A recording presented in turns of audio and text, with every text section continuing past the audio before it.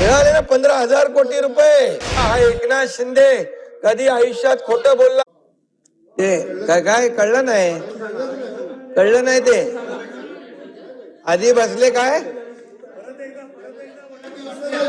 विसरले